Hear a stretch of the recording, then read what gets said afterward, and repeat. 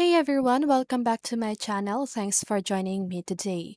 And for those of you who are new here, on this channel we share helpful tutorials and how-to guide.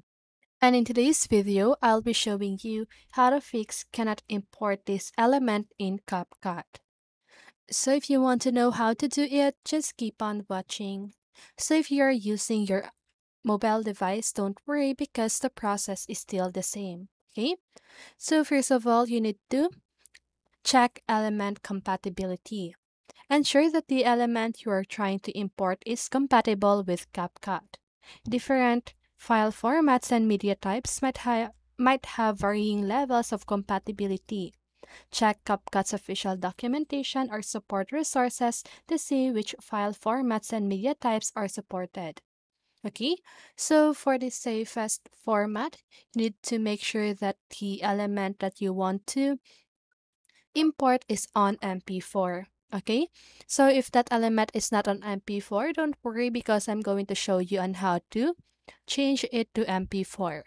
So first, open your browser and search for video converter.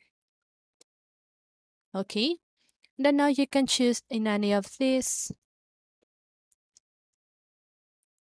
Then now just go ahead and you need to make sure that the format is on MP4 and click here, paste the link of the video that you want to convert. Okay, so once you've done that, just go ahead and click on the convert button right here. And once you've done that, that should able to import in your CapCut. Okay, and the next thing that you need to check is if you have the updated CapCut. Make sure you have the latest version of CapCut installed on your device. Developers frequently release updates to fix bugs, improve compatibility, and introduce new features. Go to your device's App Store and check for unavailable updates for CapCut. So those are the steps that you can follow to fix cannot import this element in CapCut. And I hope this video helped you, and if it did, make sure to like, subscribe, and hit the bell notification so you won't miss a video.